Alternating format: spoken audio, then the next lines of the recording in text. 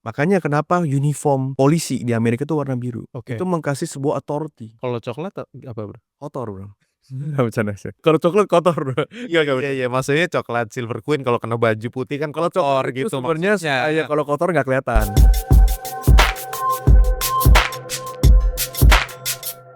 Dozers, what's up? Kembali lagi bersama kami, saya Junior Sumantri. Dengan saya Mario Utama. Gimana? Ganteng banget ya? Ganteng enggak dong? Ini yang Udah ganteng. pakai jas, terus pakai Ini turtleneck. nggak jas. Lu kayak dosen di Harvard, Bro. Oh ya? Untung nggak botak dong.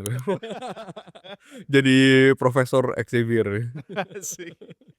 Apa kabar, men? Baik, lu apa kabar? Gua nih yang rada Lu baru kayaknya nih under pulih ya, baru pulih. Cuman dozers juga jaga kesehatan karena hujan terus menerus, terus ya semoga kalian bisa menjaga diri dengan baik ya.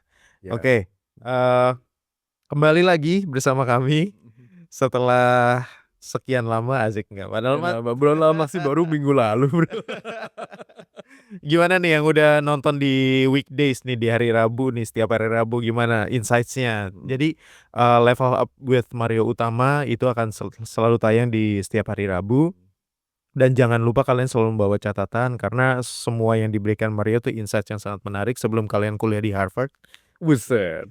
Sayangnya gue nggak di Harvard nih gue gitu. Lu di mana? Gue di Academy of Art.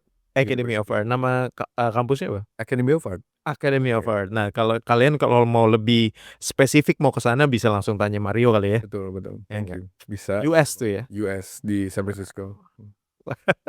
Alright, man. Jadi menyangkut juga tentang Academy of Arts dan apa yang lo ambil di sana kan fine art sebenarnya ya.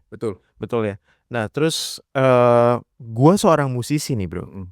Yang gua visualnya itu menyangkutnya ke video klip sama artwork. Biasanya artwork buat ini album lah ya. Tapi kan di dalamnya itu ternyata ada ketentuan visual yang kalau dari sisi gua nggak mengerti. Jadi gua pengen nanya ke lu tentang the four laws of design. Betul. Kalau four laws of design ini memang ini standar sih, basically. Memang ini yang diajarkan ya sebagai kita fondasi sebagai ya pas mata kuliah di as a designer. Oke. Seperti itu. Jadi ini pas di semester pertama langsung. Semester pertama awal-awal, yes. Karena ini fondasi sih ya, Bro. Oke. Fondasi. Kayak misalnya kalau musik juga kan ada fondasi musik ya. Betul. Ada Musik klasik. mungkin dari chordnya dulu, dari tablaturnya dulu, dari ya up and down scale-nya dulu. Basically lu sebelum bisa main musik lu mesti ngerti kuncinya juga ya. Betul. Kunci Inggris gitu kan. Kunci hati kamu gitu. Tatapannya tajam banget ngeliat gue. Oke, jadi sebenarnya ini pengenalan four laws of design ini berarti mengenalkan apanya dulu sebenarnya dia? Four laws of design sebenarnya kalau dasarnya itu ada 4 hal di dalam laws of design. Gitu. Memang kalau gini, kita ngomong tentang desain itu banyak persepsi berbeda-beda. Universitas juga mengajarkan berbeda-beda. Adapun juga ada beberapa desainer yang gue kenal juga sebenarnya mereka juga autodidak ya. Jadi kan. So prinsip of design yang dari sisi gue, makanya desain gue disclaimer dulu ya. Ini dari apa yang gue pelajar, apa yang gue pelajari dan apa yang dari dulu gue praktis. Four laws of design itu sebenarnya ada 4. Nah 4 ini bukan ada urutan, tapi 4 ini memang 4 fondasinya. Di dalam desain yang kita selalu lihat pasti ada warna. Kedua adalah banyakkan ada typography. Ketiga image. Keempat, ayo apa? Apa dong? Kalau misalkan gua artwork tuh image pasti ada, warna pasti ada. Keempat adalah bentuk. Form. Oh, bentuk. Form. Atau we can say form, shape. Atau sesuatu yang ada wujudnya seperti itu. Itu berbeda dengan image. Beda. Image itu sebenarnya boleh bilang kayak image itu kayak fotografi itu image. Ilustrasi boleh masih bisa kita consider itu image. Tapi kalau lu bilang pattern, shape atau sebuah hal-hal seperti kayak bentuknya form, nah itu kita ngomongin image. Oh, apakah kita ngomongnya shape. itu sebenarnya masuk ke dalam elements atau elemen desain. Seperti itu. Sometimes kalau misalkan kita nanti coba kita kupas aja satu-satu deh. Nah, sebenarnya 4 ini yang menjadikan sebuah visual itu menjadi enak dilihat ya. Betul, Gimana? betul. Itu memang itu sebuah fondasi ya. Hmm. Jadi kalau misalnya kita dalam function sebuah desain itu sebenarnya adalah untuk customer kita atau viewers kita itu bisa mengingat kita. Oke. Oke. Contoh, bayangin kalau misalnya lu punya sebuah bisnis tanpa Hmm. konsistensinya. Mhm. Contoh misalnya warnanya berbeda-beda, Mhm. Mhm. tipografi berbeda-beda. Iya. Nah, ini udah kebayang ya. Iya, udah kebayang. Lu punya image berbeda-beda, apakah akan customer lu ingat lu? Susah. Enggak. Bayangin gini, lu seorang musisi, hari ini lu main rock and roll, besok lu nyanyi classical, besok lu nyanyi apa? R&B, besoknya lagi lu hip hop. Mhm. Jadi Mau genre lu mau apa? diingat sebagai siapa? Lu mau diingat sebagai apa? Mhm. Seorang musisi kan dia konsisten ya. Hmm. Kita ngomong tentang Beethoven, Iya. rapper ya, Bro. Yoi banget, Rapper banget ya. pakein Air Jordan. Ya itu, ya Iya, iya, Beethoven iya. siapa? Kita ngomong tentang Kanye West itu siapa? Iya. Kita ngomong tentang apapun ya, misalkan Mhm. kita ngomong tentang lu suka musisi lu siapa? Kayak Eee, Junior Sumantri, apa nih genre musiknya, ya kan? Is he a rapper ya kan atau iya, iya. apa? Nah, Something like that. pasti ada genrenya. Iya, iya. Jadi misalkan yang kita membantu customer kita yang akan mengingat kita pertama. Hmm. Kedua adalah konsistensi. Hmm. Ya kan, misalnya kita nggak bisa nih, nggak konsisten. Apalagi musik ya, kita konsisten gitu kan. Iya. Nggak bisa kayak hari ini lupa liriknya, kita ganti liriknya besok, oh lagu lu yang mana ya gitu. Iya, iya. Konsistensi perlu ada. Nah, di dalam itu semuanya masih ada yang lain lagi. Fondasi secara fundamentalnya di dalam desain itu masih banyak banget. Nah, ini sebenarnya kalau misalkan tadi, sepertinya ini menjadi simetris gitu ya. Gimana? Maksudnya simetris tuh dalam 4, hukum ini kan sebenarnya kalau dijalankan kan menjadi symmetrical lah ya. Nah, ini ada nggak yang kayak nabrak, nggak ada hukum, pakai hukum, Betul. tapi ya aman-aman aja gitu? Ada. Jadi gue dulu tuh penggemar salah satu desainer terkenal, Oke. itu namanya David Carson. David Carson. Oke. Nah, David Carson ini adalah satu desainer yang memang ala-alanya itu rebellion ya, Oke. atau boleh bilang ya brutality di dalam chaos gitu kan ya. Brutality in chaos. So basically dia itu boleh bilang breaking the law of design. Oke. Right. Misalnya kayak contoh di dalam tipografi kita ya sebagai desainer desain grafis itu kita hampir boleh bilang nggak boleh tuh namanya lu nge-stretch tipografi atau lu potong-potong tipografi atau lu tidak cara mainnya dengan prinsip tipografi yang diciptakannya. Gitu kan. Nah, itu boleh bilang breaking the law. Oke. Gitu kan. Breaking the law of design. Kan. Tapi begini, in order for you, kalau David Carson ngomong seperti ini, in order for you to break the law, you need to know the law. What is the law of design? Jadi kalau lu nggak paham hukumnya desain, lu nggak tahu apa yang lu langgar, apa yang lu mesti langgar. Nah, you need to understand the law of design first. Oke. Ya hukum lah. Lu Benar, gimana bisa jadi pengacara kalau lu nggak tahu hukumnya? Iya, Gimana lu bisa break the law kalau lu nggak ngerti law-nya? Iya, kayak Suits ya. Like the Suits. Iya. So, same thing. Oke. Desain juga sama. Musik juga sama. Lu pernah denger namanya Johnny Cage gak? Oh, tahu. Johnny Cage itu adalah satu musician yang aneh banget. Banget.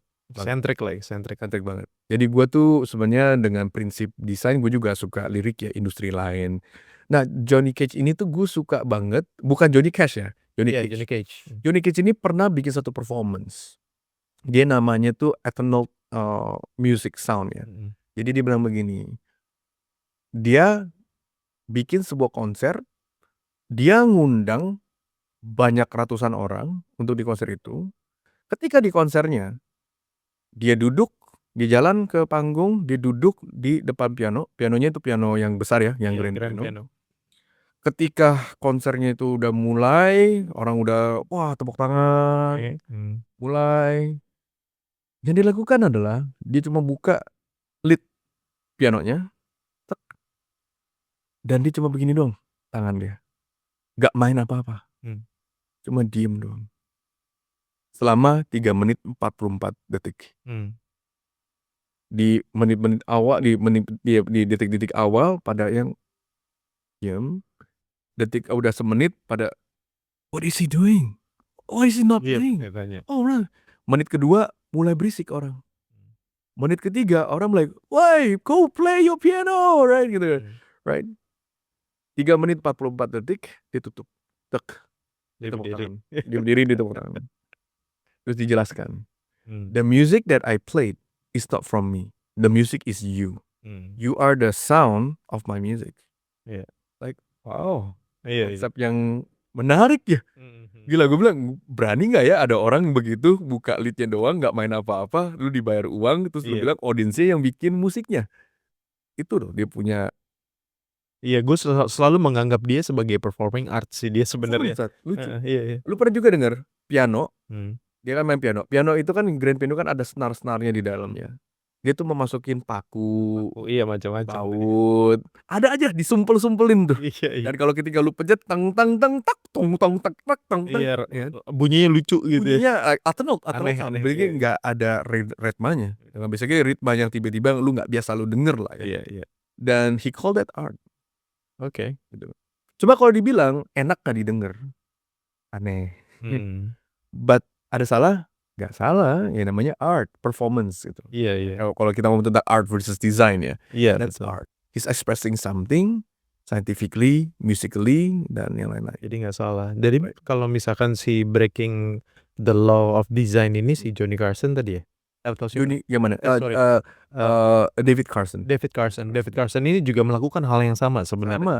Dia melakukan distortion of file typography, dia mulai chaoskan image, dia memotong image. Ya itu yang menjadi modern design. Modern Misalnya design dia sekarang. treat, betul. Dia combine abstractionism ya dengan desain. Dilihat enak gak? Keren, bro. Banyak banget keren. Keren sih kerjaan. Tapi apakah dia menjadikannya itu sebuah desain atau jadinya art? Menjadinya sebuah desain plus art sih, bro. Oh, oke. Jadi Gabungan. sebenarnya tapi di mana yang dia bisa berani lakukan itu? Basically dia kan juga dulu tuh di hire satu magazine ya, namanya Reagan. Nah Reagan ini memang majalah-majalah anak muda, majalah-majalah rebellious, majalah yang lebih misalnya yang lebih gitu ya. pop culture, cocok. Iya, iya. Tapi kalau David Carson di hire sama Citibank untuk brosurnya di cut ya Tidak mungkin terjadi. mungkin ya. Iya, iya. Atau lu di hire sama ya corporation dengan gaya David Carson, I don't think so. Tapi pernah juga di hire sama Pepsi dia. Jadi dia bikin satu artwork yang kayak kaleng Pepsi. Nah tapi dibikin sama tipografi, keren banget kerja-kerjanya. Mungkin nanti coba di research aja. Jadi kayak creative campaign lah kalau dia hire akhirnya untuk betul. agency gitu ya. Betul. Nah sebenarnya tadi lu udah sebut beberapa elemen yang lo sebut gitu. Nah satu yang lo sebutkan adalah warna, bro. Betul. Nah gimana nih? Apa psikologinya apa dibalik Gini ya, warna bro. dalam Warna aja, gue tuh hampir belajarin satu semester, bro. Di kuliahan gue dulu tuh ada namanya color in design. Color in design itu gue cuma pelajarin warna di satu semester itu. Warna itu banyak fondasinya. Warna itu pengaruhnya tuh super luar biasa. Karena hidup kita tuh warna, right? Lu tahu nggak kenapa? Lu ingat gak sih dulu produknya Apple itu mulai punya iMac yang warna-warni? Iya sempat. Right. Do you know what Jonathan Ive said? Gue nggak ingat, tapi dia sempat ngomong, gue nggak ingat. Nah dia bilang begini, look at all the products, all computer zaman dulu warnanya apa, bro?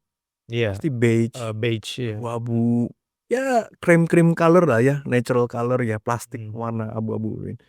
Dan si Jonathan Ive itu bilang begini, if computer is going to be part of our life, shouldn't be it colorful. Karena kenapa lu mesti punya barang yang tidak colorful, tidak indah dipandang di rumah lu, tapi itu jadi bagian hidup lu yang terbesar. Shouldn't it be in color? Iya. Nah, that's why dia bikin tuh iMac yang ada warna merah, warna biru, hijau, yang warna-warni ya, yang iMac yang lama. iMac yang bentuknya masih kotak ya. Nah itu juga membuat logonya Apple yang menjadi warna-warni di awalnya. Ingat gak? Ya kan dulu kan dia ada kayak rainbow flag jadi warna-warni. Itu is bringing the color into your life, because item-item atau produk-produknya Apple tuh akan menjadi part of your life. Nah itu filosofi itu. Gitu. Nah jadi kalau warna itu banyak hal. Warna itu kita ngomong warna di dunia itu banyak banget. Nah, tapi juga sama, warna pun juga punya hukum. Apa hukumnya? Warna pun juga punya primary color, secondary color, tertiary color, cross complementary color. dan juga lain-lain lah, segitu banyak language yang mungkin hari ini kita nggak ngomong warna dulu ya. Tapi warna itu punya fondasinya. Oke. Contoh misalkan warna seberapa kuatnya. Tiffany warna apa, Bro? Tiffany. Tahu kan produk Tiffany? Apa itu Tiffany? Tiffany itu loh kayak buat jewelry. Oh iya, merah apa sih? Enggak, Tiffany warna Tosca kan. Oh, gua nggak tahu gua. Green Oke. color. Wah, Green ini color. berarti kurang kasih ke istri nih. Ya, Gue biasa coba kasih. nanti Fran dibeliin aja Tiffany minta gitu. Ya kalau gua Silver Queen, Bro. Silver Queen itu coklat, Bro. Ya itu aja udah cukup kalau gua. Ya. Daga Coca-Cola warnanya apa, Bro? Merah, Pepsi? biru. Itu. It's a color. Ya, It's something that lu akan inget. inget ya. Gojek? Hijau. Telkomsel? Merah. Ya, you see, Ya, there's ya. always that flag. There's always that color. Nah, Oke. itu sebenarnya psychology in play. Tapi other than just the primary colornya. Biasanya kan kalau kita ngaduk cat kayak ini, kayak kunci di musik kan pasti ada primary key ya. Ya. Lu ada G, C, A, B, C kayak terus ya. Tapi kan lu ada G crash, G flat, ya kan, G up the null segala macam kan. Ya, Lu ya. ada yang apa modificationnya dari warna itu sama, warna juga dari kunci ya. Warna juga sama. Punya modifikasi dari seperti itu. Nah, kalau kita bahas warna dulu ya, Bro. Iya. Lu tahu pastilah produk namanya Jelly Bean. Oke. Ini di Jelly Bean nih gue pernah baca satu bukunya. Jadi dia bikin tes. Jadi Market ke market. Oke. Ya, Jelly Bean kan lu tau kan, dia kan produknya warna-warni kan. warna-warni. Jadi jelly yang gummy bear gitu ya, dia warna-warni. Dia coba tes ke market. Dia punya ingredient tuh satu sebenarnya. Sebenarnya Jelly Bean itu ingredient mereka adalah transparan. Ya bentuknya tuh semestinya transparan. Nah, dia pengen coba. Kasih beberapa orang datang, dia bilang, can you try this one? Warna, ya awalnya tuh warna transparan gitulah. What do you feel? What does it taste? Mana yang lebih enak? Dia bilang, yeah, this is sugar. It tastes like sugar. It's sweet, right? Okay. Terus dibilang sama timnya, coba lu kasih yang warna merah. Warna merah. Can you try this? What do you feel? What do you taste? Dimakan. It feels like strawberry or cherry around that range, bilang. Dicatat. Sebenarnya apa? Barangnya sama yang putih. Ya lagi nih coba dites lagi. Bring out the green one. Dikasih yang warna hijau. Dicobain sama si consumer. Ini consumer bukan satu orang. Iya. I think it tastes like apple. Terus dia buka. Sorry, I don't understand. Everything is the same. It's the same ingredient, only I just put different color. How come you can taste apple? Itu dia, memori kita. Wow. Karena hijau itu kesannya kayak ada apelnya. Kalau kita lihat merah tuh kesannya ada. So ada memori. Sebenarnya sama juga warna. Lu tahu nggak? Wanita sama cowok lihat warna merah tuh berbeda. Jadi wanita tuh ada warna wanitanya. Kalau misalnya kita lihat merah atau segala, mata kita pun juga berbeda. Jadi nggak ada. Gimana tuh, Bro? Gimana tuh?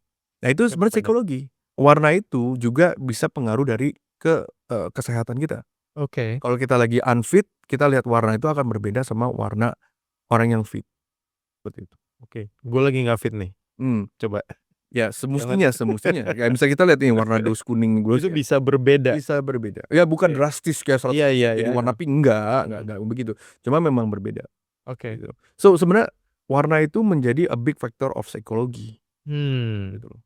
Jadi kalau misalnya kita ngomong tentang kalau misalnya branding buat restoran warnanya apa yang bagus ya? Nah itu. Jadi ada warna-warna yang bikin orang pengen makan, appetite, seperti itu sih. Jadi sebenarnya pemilihan warna di primary ataupun secondary itu menjadi penting untuk sebuah brand, untuk pemilihannya ya. Pemilihan penting karena dia membuat sebuah perasaannya. Iya. Contoh begini deh. Kenapa sih rata-rata kalau kita ngomong tentang perbankan atau corporate atau teknologi company, mereka suka pakai warnanya biru. Kenapa biru? Biru itu sebenarnya ada filosofinya. Warna yang terpercaya, warna yang bikin trust. Makanya kenapa uniform polisi di Amerika itu warna biru. Itu mengkasih sebuah authority. Kalau coklat apa, Bro? Kotor, Bro. Bercanda sih. Kalau coklat kotor, Bro. Iya, maksudnya coklat Silver Queen kalau kena baju putih kan kotor gitu sebenarnya. Kalau kotor nggak kelihatan. Iya. Nah, itu jangan bercanda. So itu sih sebenarnya ada arti-artinya. Lu tahu nggak? Orang itu akan lebih stres kalau misalkan kerja di dalam ruangan yang warna merah. Oh ya? Kalau orang yang stres, dia di kamar warna merah, itu akan tambah stres. Lu tahu nggak kalau rumah lu di kamar tidurnya kebanyakan cat warna kuning, kebanyakan rumah tangga suka berantem. Kenapa, Bro? Psikologi. Really? Warna. Itu ignite untuk lu bisa aktif dan lu pengen punya tenaga. Oh. Makanya kenapa warna-warna di rumah itu rata-rata tuh yang lebih gloomy, yang lebih apa di rumah, di kamar ya, Agar tenang gitu yang ya? agak lebih tenang. Mmm. Biasanya kalau misalnya bilang, "Oh, gue makin kantor gue tuh lebih happening dong." Lu bikin cat warna merah, itu lu lebih energetic. Oh. Nah, gue kasih tahu lagi. Hmm. Lu tahu nggak? Mobil warna merah di Amerika asuransinya lebih mahal daripada mobil warna yang lain. Oh iya? Lu tahu nggak? Di Amerika mobil warna merah yang lebih sering ditilang daripada mobil yang warna lain. Wah. Nah, psikologi, Bro. Bukan karena Ferrari warna merah, Heeh. pajaknya lebih tinggi atau ini, enggak.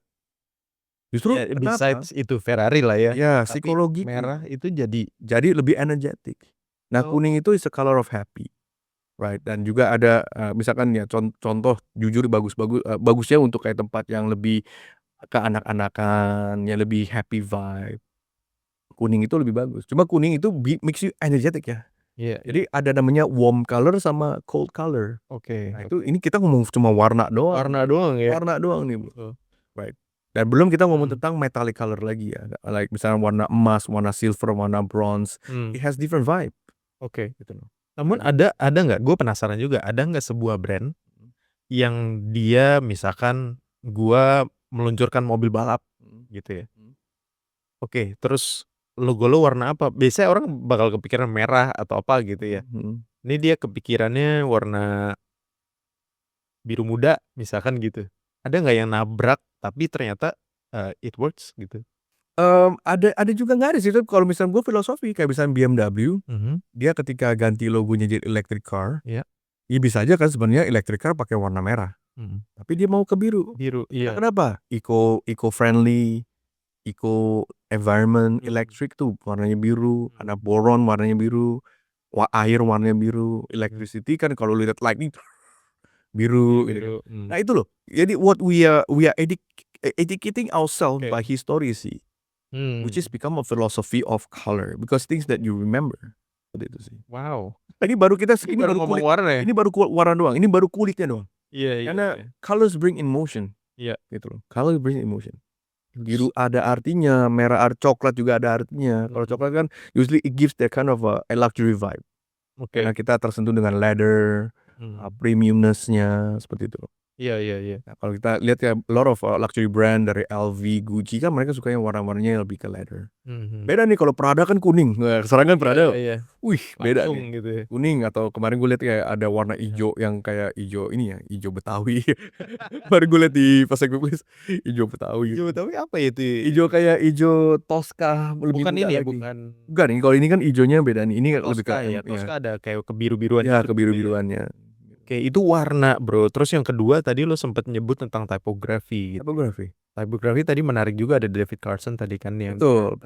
nah sebenarnya apa sih law-nya untuk typography ini? Apakah kita harus mengikuti misalkan dari Times News Roman, Helvetica, macam-macam? No, sebenarnya gini. Gimana? Nah, makanya ini kayaknya boleh nih dari kita. Nanti gua akan mungkin kita ada sesi kita bahas kupas satu-satu ya. Satu-satu ya. Gue bisa lebih jelasin lebih ini. Kayak typography sendiri itu punya sejarahnya. Seperti itu loh. Jadi kalau kita ngomong tentang kita pakai dong font yang modernnya modern tahun berapa? Iya. Right? Kita ngomong tentang modern font aja dari Helvetica itu dari tahun 1950. Basically font itu hampir 100 tahun. Right? Itu zaman dulu modern. Iya. Right? Nah, secara typography pun juga ada sejarahnya yang sebenarnya yang mesti kita ngertikan. Gitu. Kenapa diciptakan di sesuainya? Seperti gini. Kita tahu ya, maksudnya di awal-awal namanya kita typography adalah humanism. Right? Istilahnya dari kilografi yang istilahnya kayak gambar-gambarannya si di Egypt ya, di Egypt, Yunani. Itu sebenarnya basically rata-rata pakai tangan lah. Right? That's where the humanist comes in, right? Which is dimulai dari awal memang mulai kaligrafi, misalkan dari tangan kaligrafi, masuk ke dalam font-font yang udah mulai tertib. Seperti kayak font-fontnya seperti kayak Baskerville, Iya iya. Garamond. Nah, itu font-font di mana tuh yang masih masuk ke dalam humanis. Nah, lu perhatiin kayak letter E. Letter E itu ada letter E yang kayak gini atau letter E yang lain atau letter A-nya. Ada A yang bentuknya yang kayak gini, inget gak sih? Iya. Yang ada masih ada Iya atasnya. begitu. Terus yang modern kan A-nya cuma gini doang. Mhm. Nah, itu ada sejarahnya. Oke. Seperti itu. Ya, sejarah Kenapa akhirnya berubah ada seperti itu? bukunya. Gue ada buku-bukunya, nanti gue bisa share. Ini Oh, buku yang gue menarik ada juga pun sih. udah nggak bisa dipublish lagi, udah nggak ada yang jual.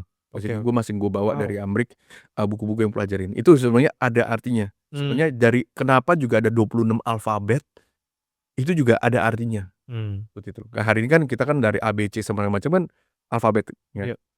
A, B, C itu sebenarnya ada historinya dari zaman-zaman dulu di Egypt. Iya. Sebenarnya dari simbol, semua tipografi itu sebenarnya diberangkat dari simbol. Nah, each era itu membuat sebuah feeling ke dalam sebuah desainnya. Iya. Contoh deh, gue sebenarnya pengen kasih tahu lu nih. Kayak misalkan kita ngomong tentang philosophy of follows of design ya. Gue tanya lu deh, McDonald bisnisnya apa sih? Yang aslinya ya, bukan Aslinya F&B lah ya. F&B. Dia adalah Fast sebenarnya food. fast food. Dia menjual makanan yang cepat. Iya. Fast food. Oke, kita ngambil follows of design untuk fast food. Ya. Kayak tadi kita kan ngomongin tentang warna. Warna kalau di dalam color wheel apa yang paling cepat? Merah. Merah dan kuning, bro. Merah dan kuning. Oke. Itu warna yang paling cepat. Oh, digabungin tuh sama dia malah. Ya, karena kalau misalnya warna kan kadang-kadang ada yang dominan, nanti kita ada namanya essence color ya, yang membantu lah ya seperti itu, yang membantu untuk mensupport warnanya supaya kita tuh punya varian warna yang mengingatkan kita. McDonald itu mengambil warna paling cepat, merah dan kuning. Oke. Gue tanya lagi nih, kita tadi kan lagi bahas di tahap tipografi. Oke. Tipografi yang mana yang paling cepat kebaca? Tanya lu, kaligrafi, script, sans serif, serif, slab serif, atau amigre? Wait. Atau gue tahu cuman apa tadi Garamond ya. Tadi lo sebut Garamond. Garamond ada sans serif sama serif. Gue tahu. Garamond itu serif. Oh, Garamond itu serif. Serif itu adalah sebenarnya ada kakinya. Oke. Nah, serif itu sebenarnya bahasa Italia. So is with leg. San itu artinya tanpa. San itu no, artinya kok no. Tanpa. Oh, Kalau gue baru misalkan tahu. bilang sans serif berarti tanpa kaki. Kalau serif tuh dengan kaki itu maksudnya misalkan A, terus ada kakinya. Nah, ya kalau bisa letter F kan lu tulis ya letter F kayak gini kan. Ini kan ada kakinya gitu. Ada they call it the feet. Oke. Kalau di tipografi. Nah, nanti kalau misalnya memang izin bisa gue boleh share not today mungkin di next episode gue jelasin sebenarnya seberapa banyak cluster, seberapa banyak pilar dan spesimen itu secara tipografi dari sejarah ini. Karena tipografi yang hari ini lu lihat itu adalah sebenarnya tipografi amigre atau display fonts. Oh, oke. Display fonts itu basically lu bisa apapun jadi font. Tapi sejarah-sejarahnya ada. Dari kapan transisi dari modern transitional font, modernism seperti kayak Bedoni. Nah, Bedoni itu fontnya berbeda lagi. Itu kan font-font yang dipakai Vogue atau yang lebih fashion font ya. Ya itu tuh transitional font. Oke, jadi yang dipakai McDonald's itu adalah sans serif. Sans serif. Oke. Nah, kenapa? Sans serif itu memang font yang paling gampang dibaca. Sans serif itu family seperti kayak Helvetica, Frutiger, Universe, Avantgarde. Nah, itu basically itu adalah sans serif. Oke. Kalau misalkan gua mau buat coffee shop, tapi gua pengen gayanya tuh simple, sederhana gitu ya, dan tapi elegan. Gua baiknya pakai font tipografi apa tuh? Font apa? Nah, gini, apa yang mau lu ekspresikan? Kalau lu bisa kan ngomong tentang coffee shop lu yang lebih functional, ya lu ikut cara McDonald. Functional. Lu lihat tulisan McDonald dari 1 kilometer lu kebaca. McDonald. Coba kalau dia pakai script, bro. Apa itu, ya kan? Right, lu ketabrak, bro, gitu kan. Andai kata. Coba baca terus ya. That's why kebanyakan justru kalau lu lihat corporation, lu lihat yang di billboard, rata-rata pakainya sans serif. Iya. Memang sans serif itu banyak varian. Sekarang kalau lu misalkan pergi ke F-font, lu pergi ke DaFont banyak banget. Gitu. Ada yang geometrik, ada yang lebih curve, ada yang modification itu banyak banget. Iya. Berarti kayak misalnya font yang kayak yang di DOS ini gue pakai DIN. Nah, DIN ini beda lagi. Nah, kalau misalkan tadi balik lagi ke coffee shop, misalkan gue pengen pakai simple yang itu dan pengen artisan lah coffee-nya gitu. Nah, ini gue baiknya pakai font apa, Bro? Nah, ya lu pengen yang balik lagi pertanyaan gue adalah lu pengen ekspresikan apa? Kalau lu pengen ekspresikan kalau ini adalah craftsmanship, kalau ini adalah lebih kayak sebuah anomali yang dimana yang lu pengen show teknik handcraft, ya gue akan nggak pakai sans serif, gue akan pakai font-font yang lebih ada sejarahnya, Oke. yang lebih istilah autentik. Maupun kalau misalnya itu gue pakai serif atau enggak font-fontnya mungkin hand feelingnya. Karena lu mau ekspresi handcraftnya, bro. Iya, iya. Jadi nggak pilih font yang nggak ada sejarahnya gitu. Betul. Oke. Gue mungkin arah ke sana gitu. Ini sih sebenarnya that's why Bro? nggak ada salahnya. Apa misalkan salah satu aja gitu, dipilih aja satu. Apa nih kalau untuk Si fontnya kira-kira buat tadi coffee yang artisan pen ini. untuk mungkin gue akan pakai ya I don't know ya, gue mungkin pakai Mrs. Eve. Apa? Atau Mrs. Eve. Lu tahu kayak Rubik's Cube kreatif kan baunya ada Rubik's Cube kreatif. Kreatifnya. Nah, kreatif tuh gue pakai Garamond. Oke. Nah, Garamond pun juga ada banyak foundry-nya nih. Gitu loh. Jadi misalnya itu sejarah banget kan. Gitu loh. Foundry ngerti nggak, bro? Nggak tahu gue. Foundry adalah perusahaan yang menciptakan fontnya. Oke. Gitu loh. Jadi istilahnya kan kayak musik kan lu kan ada agensi licensing musiknya. Publishing. Font juga ada. Gitu. Font juga punya pemegang fontnya siapa? Satu doang? Enggak, ada berapa? Banyak. Ada berapa. Jadi kalau font itu juga mesti ngerti sebagai desainer. Ada namanya free font, ada license font. Kalau misalnya free font itu yang lu bisa namanya globally used kayak tadi lu bilang New Times Roman, Arial, apalagi ya yang biasa we call it ya Calibri, ya Tacoma itu kan Tribuque. Nah, itu rata-rata free font. Itu free font namanya Google Font lah kalau kita bilang. Iya, Google Font. Ya, misalnya lu pakai nggak ada yang gugat. Iya. Tapi font-font yang misalkan emang lu beli, lu download itu ada foundry-nya, bro. Oke. Nah, foundry itu ngapain sih? Mereka memang menjaga istilahnya font-font ini tidak diculik lah ya, atau tidak disalahgunakan, atau tidak didissect, dilanggar hukumnya. Iya. Istilahnya font gua kok jadi begini ya kan? Nah, itu ada hukumnya, bro. Ada polisinya lah. Oke, ini gue baru tahu nih. Ada, bro. Itu ada yang milik, bro. Jangan pikir lu download font dari online, lu tuh aman aja. Enggak. Di Indonesia ada nggak? Ada. Indonesia juga ada Tokotype. Nanti mungkin bisa kita ajak podcast. Ada juga kayak Pak Danton juga ini dari Inkara. Boleh juga deh kita. Itu mereka juga ada namanya, mereka bikin font. Ada font creator, bro. Mereka memang ada foundry, they call it foundry ya. Foundry. Ya kayak wine foundry gitu, foundry. Iya. Kalau dulu di SCBD ada namanya Foundry Number 8. Jangan-jangan itu lagi. Apa itu, bro? Enggak, itu kayak functional space aja sih. Oh, oke. Kalau ini sih dia kebanyakan tuh kayak kok apa itunya begitu sih? Gak tau gue tuh Apa itu? Karena gue pikir muka lu curigaan nih, Gue nggak curigaan nih, beneran. Nah, mungkin setelah si warna dan ada tipografi dan kita tadi lu ada dua lagi adalah satu image, satu shape. Yes. Nah, ini kita coba satukan dalam ini ya. Maksudnya kalau image tuh pasti foto ya kita udah sama-sama tahu apa foto, tapi gua nggak tahu itu loss-nya gimana sebenarnya. Nah, image itu kalau tadi gua lanjutin lagi sedikit McDonald. McDonald pernah nggak? McDonald boleh bilang udah puluhan tahun ya. Puluhan tahun. Image dia aneh-aneh nggak sih? Enggak.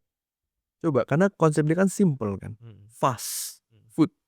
Lu pergi ke McDonald, menunya juga simple. Iya. Red background, white background, yellow background, produk. Nggak ada istilahnya kalau ini gue pengen ngomong ya. Kadang-kadang kalau kita lihat desain kan suka punya floral tuh ya, maksudnya suka ada pattern yang iya. Ya, kalau gue tuh suka bilang sama anak gue tuh adalah bulu ketek. Ya punya bulu ketek lah ya. Nah, itu McDonald nggak ada bulu ketek. Nggak ada. Right? Lu jualan french fries, backgroundnya ya, lu coba lihat ya semua itu. Iya. Nggak pernah ribet. Karena memang filosofi mereka punya prinsip adalah fast food. I sell fries, is your fries, beauty shot, selesai gitu ya kan. Tapi kalau ada berapa iklan kan beda ya. Ada patternnya, ada warnanya, ada image-nya, ada bertele-telenya. Rame gitu kan.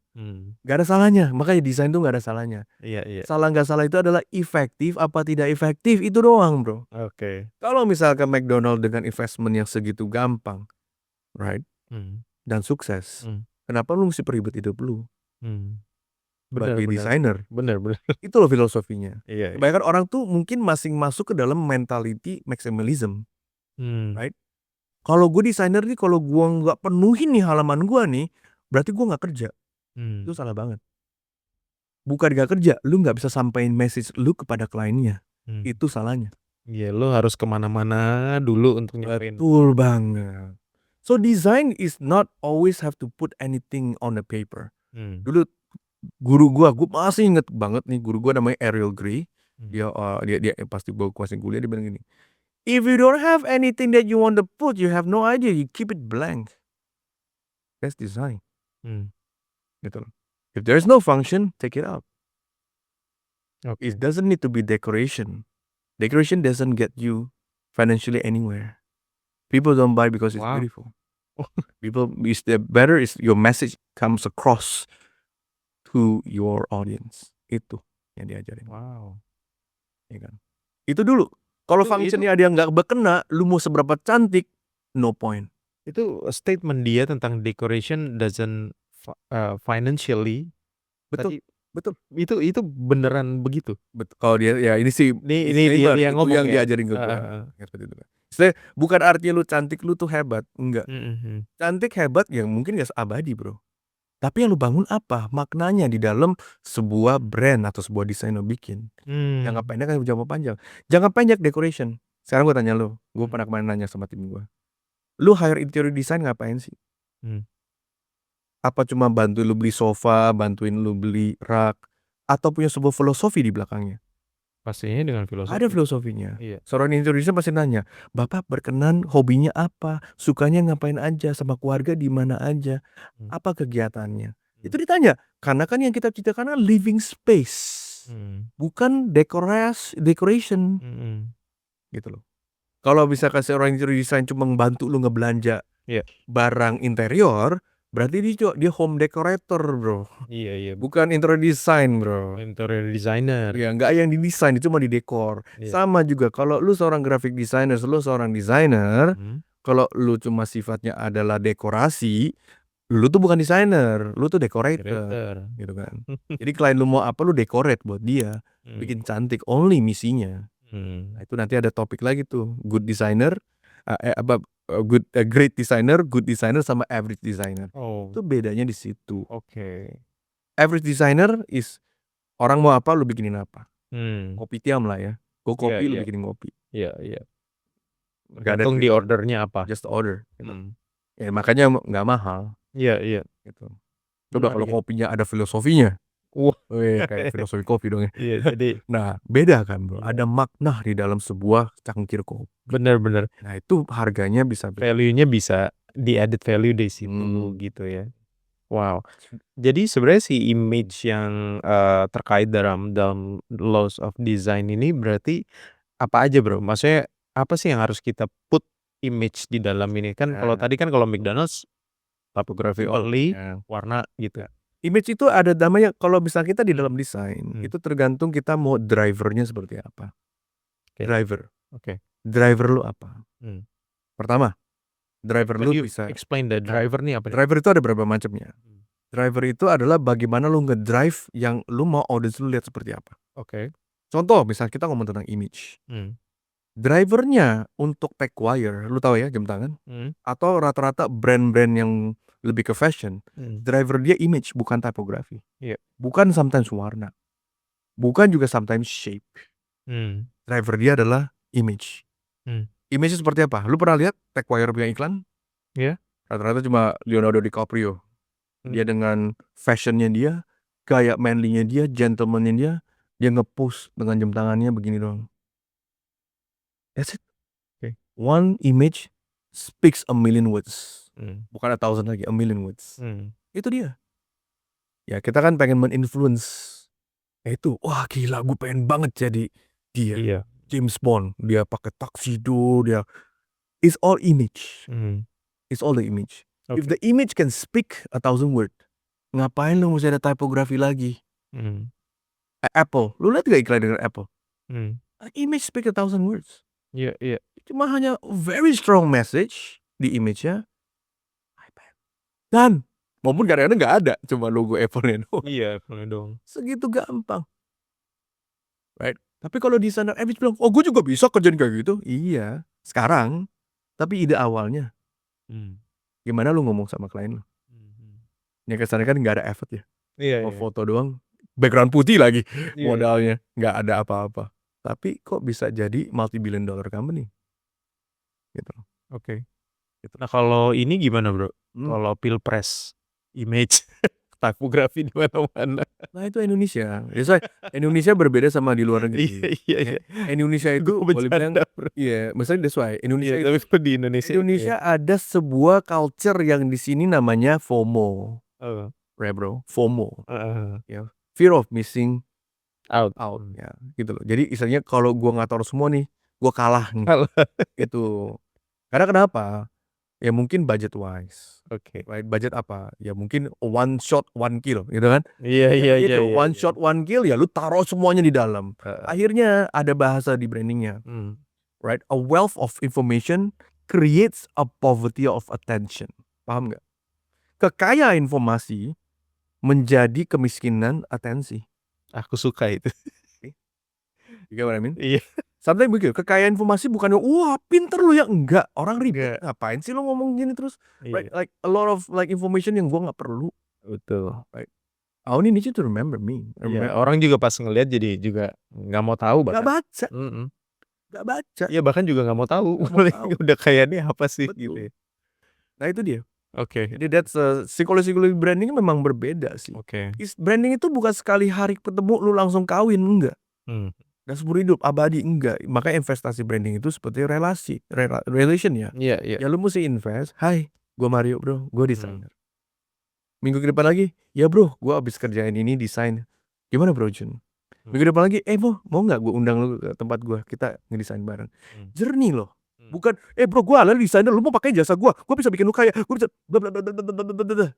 Nobody likes that. Betul. Terlalu frontal, terlalu hard sell ya. Iya. This And how you communicate. And you become cheap by telling everything out, ya kan? Iya. You become cheap. Gitu loh. Setuju. Sophisticated brand mereka talk less. Kenapa? When you talk about psikologi ya, less is status. Gitu loh. When you talk more is access. Berbeda. Makanya kalau kita lihat brand-brand pakai image Hermes, dia cuma kasih model. Iya, sama itu kayak status tadi ya. Status, bro. Bukan akses. Makanya not a lot of people can buy it. Ferrari, status, not access. When you talk a lot on your design, is access, right? Berarti lu pengen orang nanya lu. Iya. Itu akses. Berbeda. Sih. Nah, ini kayak gini aja, the differentiate of the level of thinking sebagai desainer nih mesti punya understanding of this fundamental. Gitu loh. Kalau nggak ada lu akan jadi bikin kopi tiap hari aja. Gue pesen kopi, lu bikin kopi. Ya. Lu sebagai musisi sama dong. Iya. Gak cuma mau, bro, lu bisa main musik ya? Iya, main itu di tempat gue. Ya, akhirnya itu cuma kayak, ya udah, I fulfill my life just playing music. Tapi lu nggak dihargain sebagai, kayak orang yang punya filosofi musik. Gitu. Kayak Beethoven atau whoever it is lah. Ya. Di dalam musical breakthrough ya gitu. Oke. That's nice. Berarti ya kayak tadi ya sebenarnya kayak si TKR ataupun brand-brand besar yang memang mewakili image untuk menjadi apa ya? Jadi ini terbesar brand terbesar menjadi influence sih, menjadi influence ke kita.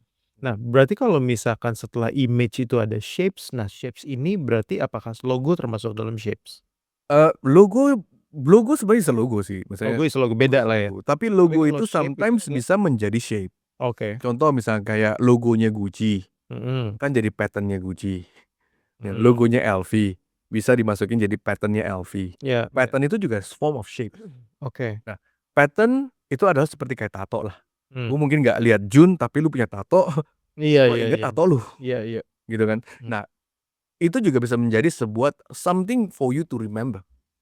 Ya. Kalau lu nggak inget warnanya, oh itu tuh yang ada ininya, yang ada pattern ininya. Oh yang ada itu tuh tas apa ya, tas apa tuh yang kotak-kotak gitu loh, yang coklat tua, coklat muda, LV kan, Patent. So imagine you don't have to show the logo, orang udah tahu itu tasnya apa. You get what I mean? Iya, jadi kalau misalkan ada mobil lewat yang kita tahu, oh itu Mercedes tuh ya. Yes. Yang ada siripnya tuh BMW gitu. Itu foam Iya, kan? iya foam. Kan foamnya udah ketahuan, lu nggak usah lihat logonya, oh Mercy nih. Ya udah tahu, Ferrari nih, ya kan? Kayak Ferrari selalu ada body curve-nya, still in the Italian style yang ada curve-nya ya, the beauty of like kayak ya kayak misalkan kayak tubuh wanita ya kalau misalnya lihat Ferrari. Lamborghini beda kan, lu mau cewek lu bentuknya kayak Lamborghini, tajam-tajam. Ya enggak lah. Cewek bentuk Lamborghini. Gimana cewek bentuk Lamborghini? Ya kan muka cewek kayak Lamborghini kan tajam-tajam semua, robust gitu kan. Woi kayak orang Rusia gitu, cewek Rusia kan ya, tajam banget gitu, sentuh langsung berdarah gitu. Ya enggak mau. Ya beda, filosofi Ferrari kan memang is from human form yang menjadi bentuk. Kayak Mazda juga beda kan. Mazda tuh dia ada filosofinya dari apa ya? Sebuah apa sih namanya? Jaguar ya, apa kucing apa sih? Bukan kucing ya? Apa tuh? Gue pernah lihat filosofinya siapa konsepnya Mazda. Itu keren banget. Mazda tuh maksudnya Mazda ada filosofinya dari mobilnya, desainnya mobilnya. Oh, gue Kalau kira sih yang Jaguar punya itu, bukan ya? enggak, jadi dia tuh kucing. Gue gak tau dia Jaguar atau Cheetah ya, gue lupa. Iya, Itu basically is a kind of cat. Iya, big cat. Yang sebenarnya lagi loncat ke depan. Jadi kalau digambar tuh seperti kayak dia lagi lari lah. Oke. Lagi lari. Gue lupa ada filosofinya. Atau enggak, nanti coba gue pelajarin.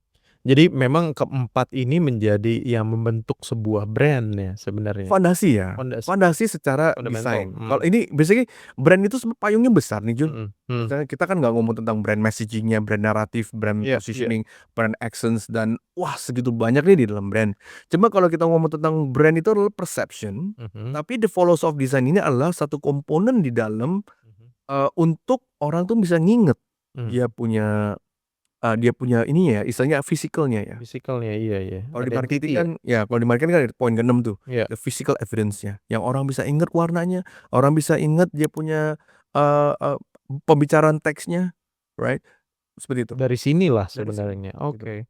Jadi kalau misalkan gue ingin membangun sebuah brand, pentingnya si business owner ataupun si desainer tahu tentang si laws of design ini. Mestinya tahu ya. Kalau dari di tim gue sih, kalau desain ini adalah edukasi training yang mesti kita selalu ajarin ke tim sih. Oke. Karena nggak random gitu loh. Nggak random. Ini pattern tiba-tiba ada pattern ini. Kok tiba-tiba lu pakai ada apa ya namanya, ada garis-garis sih. Ya kan? Karena cantik Pak, itu nggak bisa itu. Nggak fungsional gitu. Karena memang kita kan mestinya inget terus. Iya. Gitu loh. Maupun logonya nggak ada, kita tahu siapa yang bicara brandnya gitu loh. Oh, nah, itu adalah fundamental yang dari desain yang mesti benar-benar kental sih desainnya. Kayaknya sangat menarik banget ya Dozers kalau misalkan kita bisa kupas satu demi satu biar Dozers juga mengerti. Mungkin beberapa Dozers nggak tahu juga dan sekarang bisa kita kupas lebih lagi.